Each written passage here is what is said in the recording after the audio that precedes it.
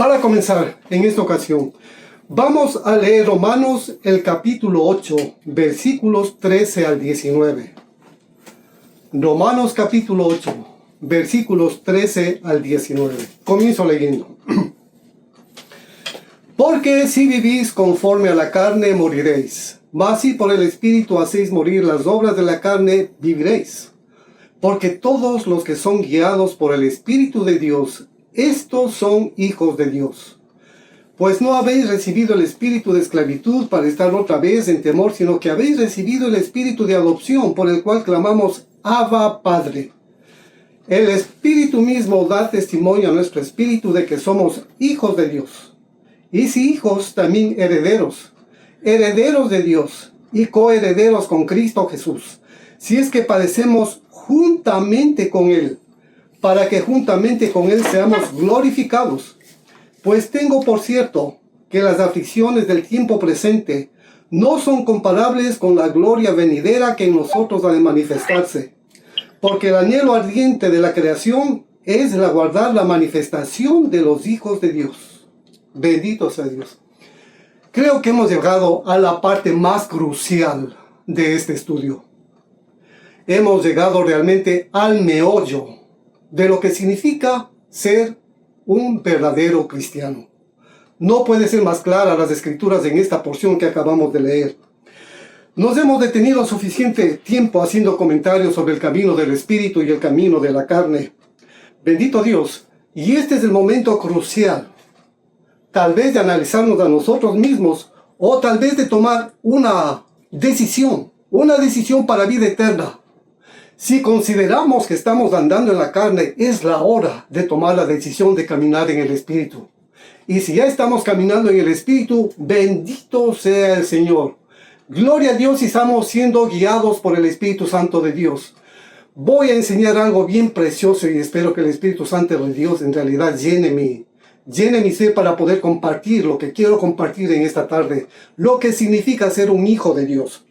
Ahora, gran parte de nuestro cristianismo, yo lo reconozco por mí mismo.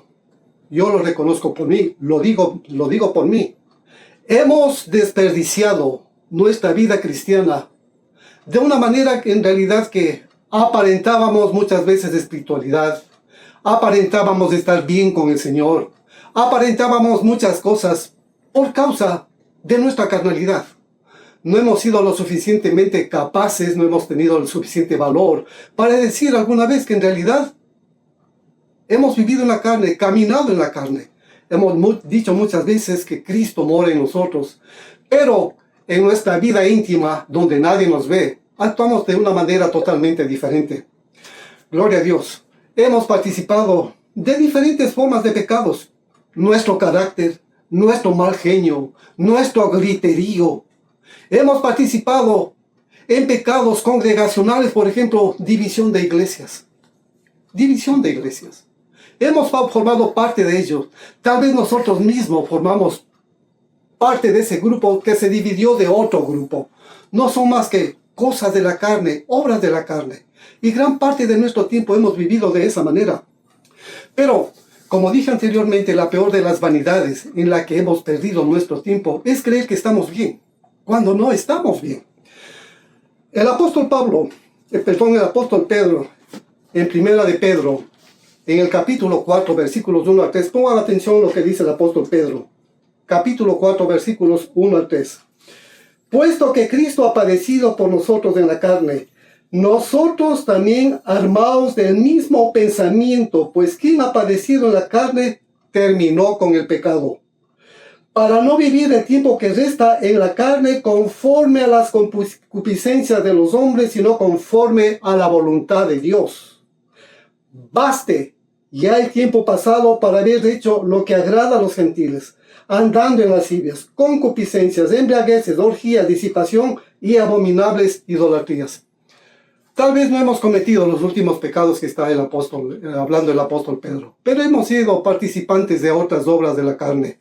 Pero lo importante que rescato de esta porción del apóstol Pedro es esto: baste ya, que se acabe, que termine. Esa decisión está en nuestras manos. Esa decisión está en nosotros. Realmente dejemos de hacer la voluntad de nuestra carne para poder hacer la voluntad de Dios.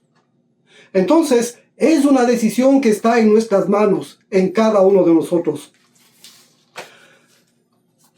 En Romanos el capítulo 6, versículos 3 al 7, ya hemos leído esto.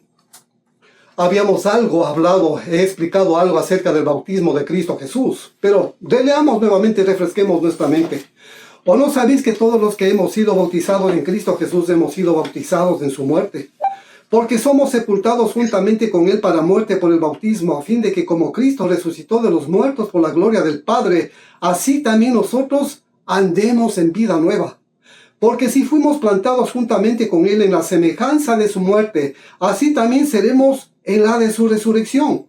Sabiendo esto, que nuestro viejo hombre fue crucificado juntamente con Él, para que el cuerpo del pecado sea destruido, a fin de que no sirvamos más al pecado, porque el que ha muerto ha sido justificado del pecado. El apóstol Pablo viene revelándonos desde el capítulo 6, más antes, doctrinalmente, el significado del bautismo de Cristo Jesús, lo que representa espiritualmente para nosotros. Si nos identificamos con la muerte de Cristo y la hacemos nuestra, hay una esperanza de vida eterna. Y mientras estemos en este mundo, caminaremos en esa novedad de vida, en esa resurrección de Cristo Jesús.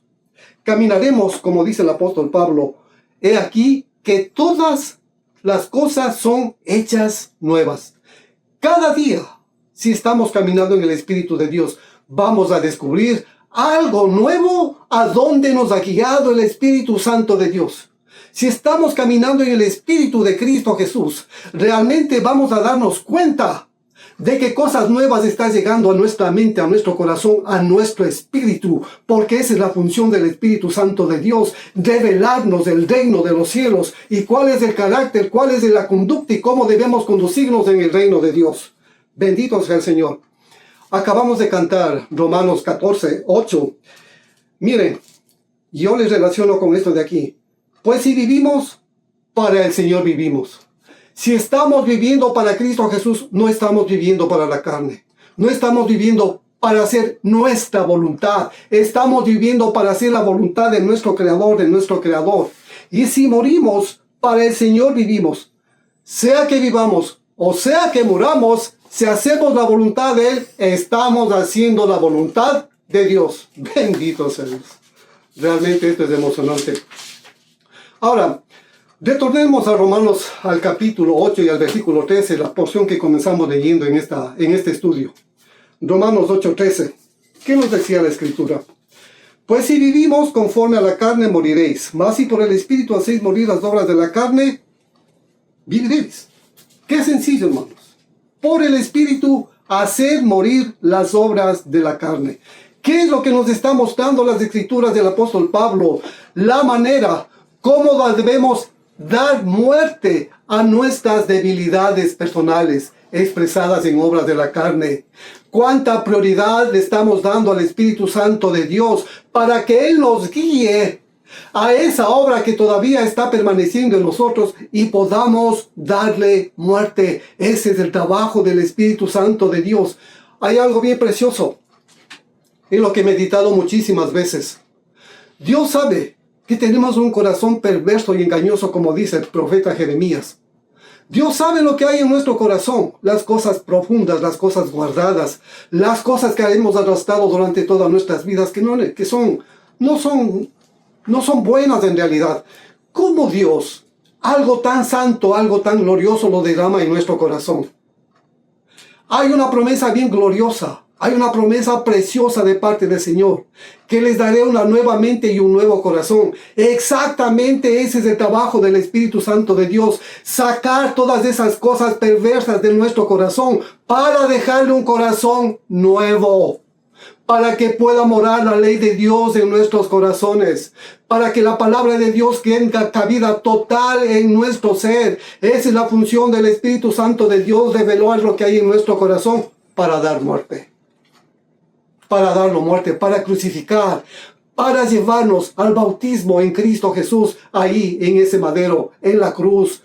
Por eso el Señor Jesucristo, voy a repetir esto cada vez, el que toma su cruz y viene en pos de mí es digno de mí, pero el que no toma su cruz no es digno de mí, porque quiere seguir viviendo en la carne. Y no podemos agradar al Señor si vivimos en la carne.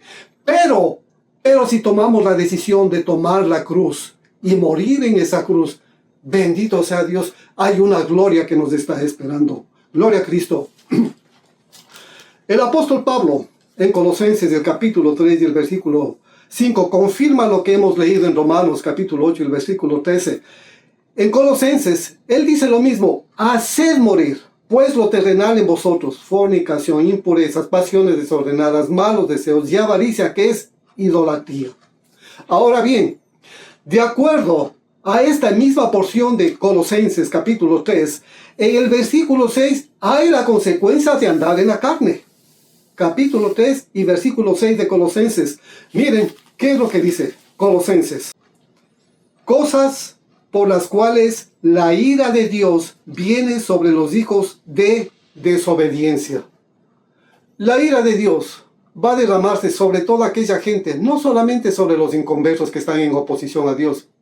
También, como dice en el libro de Apocalipsis, creyentes que caminan en la carne van a ser partícipe de aquellos juicios que vienen muy pronto y están llegando a esta tierra, lo que la Biblia llama la gran tribulación. Entonces, la ira de Dios va a manifestarse sobre todas aquellas personas. ¿No creen ustedes que si el Señor abre nuestro entendimiento ahora, vamos a dejar ese camino? Vamos a parar de pedir ayuda al Espíritu Santo de Dios, que nos socorra, que nos auxilie, que nos saque de esa forma de camino, para realmente poder ser reconocidos como hijos de Dios. Entonces, si las consecuencias de caminar en la carne, de acuerdo a Colosenses, es la ira de Dios, hermanos, qué diferente, qué es la consecuencia de caminar en el Espíritu de Dios. Y eso es lo que el apóstol Pablo comienza a explicar a partir del versículo 14 del capítulo 8 del libro de Romanos. Es lo que él comienza a hacernos partícipes, a hacernos ver las bendiciones de ser un hijo de Dios. Leamos Romanos capítulo 8 y el versículo 14. Porque todos los que son guiados por el Espíritu de Dios, estos son hijos de Dios. Estos son hijos de Dios. Como dije hace un instante, en este día, ¿cuánto le hemos permitido al Espíritu Santo que guíe nuestros pensamientos, que guíe nuestros pasos? ¿Cuántas veces el Espíritu Santo le hemos permitido que refresque nuestra mente, que refresque nuestro corazón? Para ver si estamos haciendo la perfecta voluntad de Dios. Entonces, qué importante, imagínense lo que he repetido muchas veces, la comunión con el Espíritu Santo de Dios. Él quiere tener comunión con nosotros. Él quiere tener una conversación. Él quiere hablar con nosotros. Él quiere guiarnos. Hay tantas maneras en las Escrituras como vemos que el Espíritu de Dios guía a sus hijos. Con Cristo mismo dice que por el Espíritu de Dios impulsó a Cristo Jesús a ir al desierto para ser tentado por el enemigo. El apóstol Pablo les prohibió en cierta parte de Asia a que no vayan a cierta ciudad, porque el Espíritu de Dios nos prohibió entrar en esta ciudad. Gloria a Cristo. Tantas veces que el Espíritu Santo es mencionado por aquella gente de Dios, porque eran guiados por el Espíritu Santo de Dios. Él quiere conducir nuestras vidas. Él quiere conducir nuestros pasos. El Espíritu Santo de Dios, Él nos va a librar de la esclavitud de las obras de la carne, para que no vivamos conforme al miedo o al temor de los hijos de Dios. Él quiere librarnos del temor de los juicios de Dios que serán derramados sobre esta tierra, si nos sometemos a la voluntad de Dios, a la voluntad de Cristo, a la voluntad del Espíritu Santo de Dios. Ahora, quiero puntualizar en algo. En este versículo 14 de Romanos 8, encontramos la palabra hijos. Estos son los hijos de Dios. Y en el griego, he hablado esto en otras ocasiones, y vale la pena repetir sobre este aspecto. Y en el griego hay varias palabras que podríamos traducir como hijo. Y dependiendo de la palabra que sea utilizada, nos da la idea de la edad literal de esa persona. Y esto es posible aplicar a la edad espiritual de cada uno de nosotros. En este versículo en especial, en este versículo 14, la palabra hijo corresponde a la palabra huios, aplicada exclusivamente a Cristo en la mayor cantidad de veces cuando aparece la palabra hijo relacionándose con Cristo Jesús. La mayor cantidad de veces es aplicada a Cristo Jesús, el juío de Dios, el hijo maduro de Dios. Eso es lo que significa esta palabra. El hijo perfecto, alguien que alcanza la estatura del varón perfecto, ese es un hijo de Dios. Bendito Dios. La madurez. Y ese era el anhelo del apóstol Pablo, de ser semejante a Cristo Jesús en todo. Prosigo al supremo llamamiento de Dios en Cristo Jesús. El supremo llamamiento, metamos eso en nuestros corazones. Proseguir en ese supremo llamamiento de Dios. Todos los días el Señor nos está haciendo acuerdo de que debemos alcanzar la estatura del varón perfecto. Porque hay algo que nos está esperando. Como dice el apóstol Pablo más adelante. La gloria que viene después de todo esto, de haber alcanzado la estatura del varón perfecto. Bendito Dios. Ahora, si nosotros vemos un poquito más adelante, versículo 5, versículo 15 de Romanos 8, pues no habéis recibido el espíritu de esclavitud para estar otra vez en temor, sino que habéis recibido el espíritu de adopción por el cual clamamos, Abba, Padre. ¿Qué es este espíritu de adopción? Tal vez en nuestro idioma, en el idioma humano cualquiera, esta palabra lo podemos adoptar cuando un huérfano es introducido dentro de una familia como hijo. En Cristo Jesús, eso es lo que significa esta palabra adopción. Ubicar a una persona como un verdadero hijo de Dios cuando alcanza la estatura del varón perfecto, cuando llega a esta condición de huíos, ha crecido en el conocimiento del Señor, ha crecido en la caminata del Señor, ha sido participante de sus aflicciones, de los sufrimientos de Cristo Jesús, bendito Dios. Entonces una persona en esta condición es un huíos. Ahora, cuando el Espíritu Santo de Dios da testimonio a nosotros de esto, de que somos hijos de Dios, nuestro espíritu en nuestro interior, y no sé cuántos hemos escuchado esta voz de nuestro espíritu en nuestro interior, llamándole a nuestro Creador, Padre. Podemos decirlo literalmente, podemos decirlo mentalmente, podemos expresar con nuestra boca, pero cuántas veces ha emergido de nuestro espíritu en este clamor, Abba, Abba, que significa papito, que significa una expresión de amor, por decirlo así, una expresión tierna de gratitud hacia nuestro Padre. Cuando le estamos diciendo Abba, le estamos diciendo papito. Bendito sea Dios. Y esa expresión es la que surge de nuestro interior, de nuestro espíritu, porque el Espíritu de Dios nos está dando testimonio de que somos hijos de Dios. Gloria a Cristo. Bendito Dios. Ahora, en el versículo 16 de este mismo capítulo de Romanos 8, versículo 16. El Espíritu mismo da testimonio a nuestro espíritu de que somos hijos de Dios. Y si hijos, y ahora en este versículo 16, aparece nuevamente la palabra hijos. Pero no es la misma que vimos en el versículo anterior. No es la misma en el griego. Esta es otra palabra que significa hijo, pero tiene un significado más profundo. No en cuanto a madurez, sino en cuanto a descendencia. Si hay alguien que es y esta palabra en griego es la palabra tecnón, que significa hijo y que significa descendiente. Gloria a Cristo Jesús. Y si hijos, y si tecnones, herederos de Dios, coherederos con Cristo Jesús. Todas las cosas que Dios puso en las manos de Cristo Jesús, Él está haciendo parte a los tecnones, a los hijos de Dios, a los herederos, a los descendientes. Esa es la bendición de caminar en el Espíritu, en obediencia al Espíritu Santo de Dios, en obediencia a nuestro Padre, en obediencia a Cristo. Heredar a Dios, herederos de Dios, para poder alcanzar todas estas bendiciones y misericordias. Bendito Cristo Jesús. Entonces, la palabra Huíos significaba un hijo maduro, el que alcanza la estatura del varón perfecto.